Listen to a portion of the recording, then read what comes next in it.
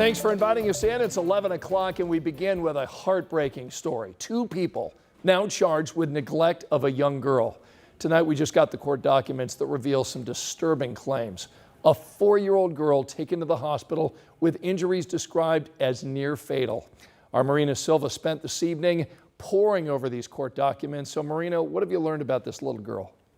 Well, Scott, these pages, there's a lot of them, outline nearly 2 months of alleged abuse. They say the girl is still medically sedated and has been for days. Her mother, Elizabeth Guerrero, and Guerrero's fiance, Robert Bartley, are now each facing 2 counts of neglect, and they're sitting in the Hamilton County Jail. According to court documents, this all started more than a week ago when Elizabeth Guerrero and her fiance Robert Bartley were in the Hamilton County Sheriff's Office parking lot. The Noblesville Fire Department was there, helping caring for the 4-year-old girl.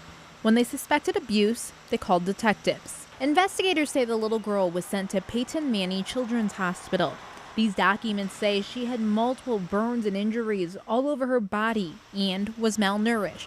Court documents say she had to be sedated because her heart could not take any more stress. Detectives say the little girl's father lives in North Carolina. They say the little girl was with him until the middle of July when her mom, Guerrero, came to get her. According to the probable cause affidavit, medical records show the little girl was seen by a doctor in May of this year, and at that time, she had no injuries. The court documents say the girl weighed 10 pounds more than what she does now. Court documents say when she was interviewed by investigators, Guerrero kept changing her story at different times, saying the little girl hurt herself, blaming the girl's father, claiming it was an accident, even saying Guerrero did it herself, allegedly admitting to hitting her child while she was on drugs. Court documents also say the couple lives in Ohio. They do not give a reason why they were here in Indiana. Well, the court documents say that little girl is still on a ventilator. Doctors told investigators she may have some long-term issues because of her injuries. Both Guerrero and Bartley are being held on a $1 million bond. Reporting in the newsroom, I'm Marina Silva, 13 News. What a sad story. A woman shot on the east side last night has now died. Police tonight investigating this case as a murder-suicide. This is a story we first brought you as breaking news last night at 11. This is the kind of story our city leaders tell us they are seeing all too often. Investigators tell us that Juan Perez Mendez shot himself and Claudia Perez Lopez at their home on Midhofer Drive. Juan died at the scene. Claudia died at the hospital. Their adult daughter told investigators the two had been arguing and then called police when she heard gunshots from the garage. October, as you may know, is Domestic Violence Awareness Month. Community leaders say it's a time to emphasize available resources so people can get the help they need before a situation escalates. That phone call is the first step. You are not alone in this, and just reaching out to an advocate to just say, this is what I'm going through, what services are available, can be a life changer. It can literally save a life.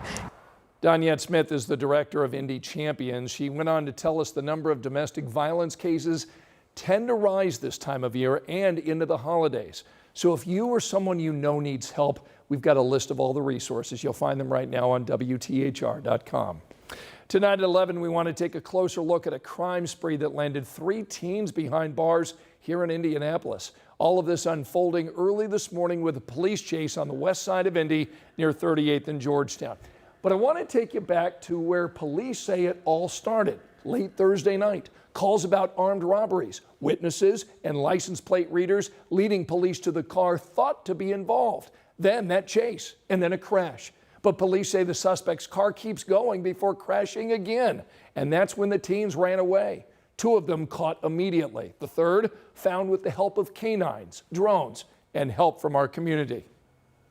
This showcased and highlighted how important it is for our community, our victims, to not be victimized and come forward and speak up.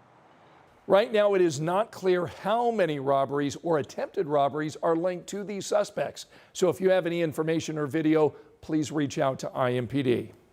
We're getting some fresh insight tonight on the rising cost of the Delphi murders trial. It's now expected to cost more than $4 million. That's twice the original estimate.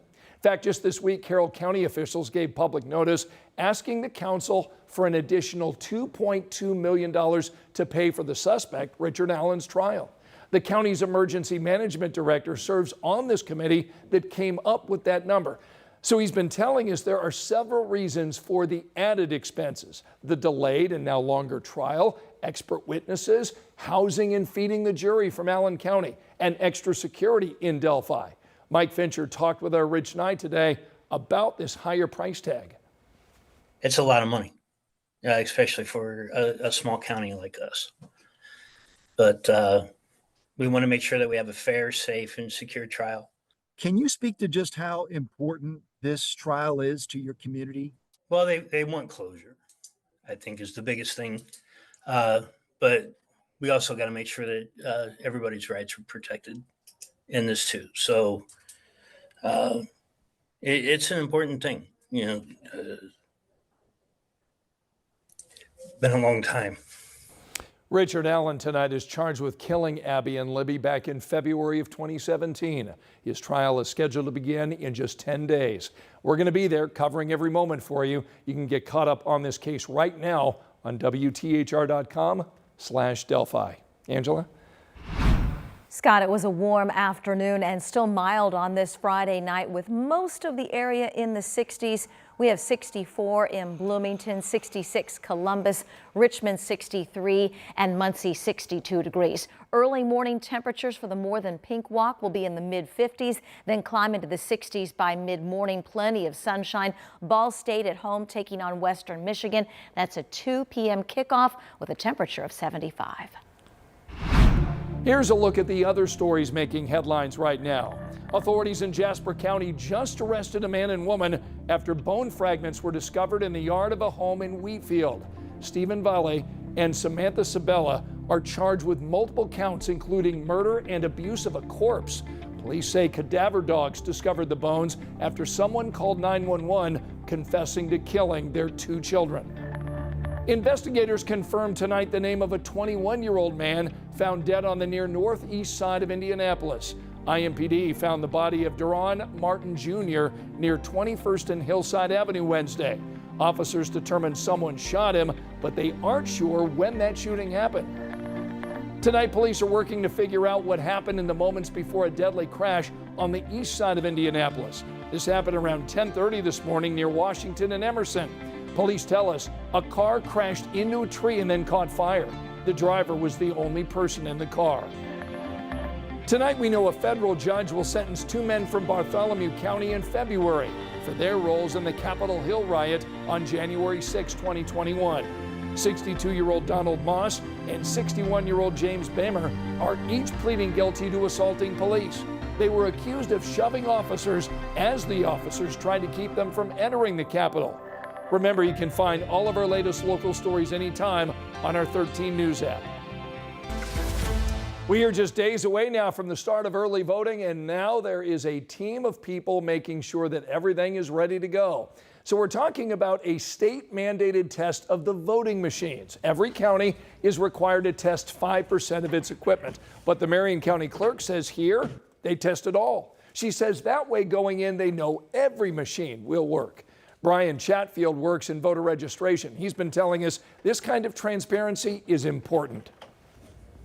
To see Republicans and Democrats working behind the scenes to make sure it's a free and fair election, it's fun to watch. A spokesperson for the clerk's office tells 13 News everything went well.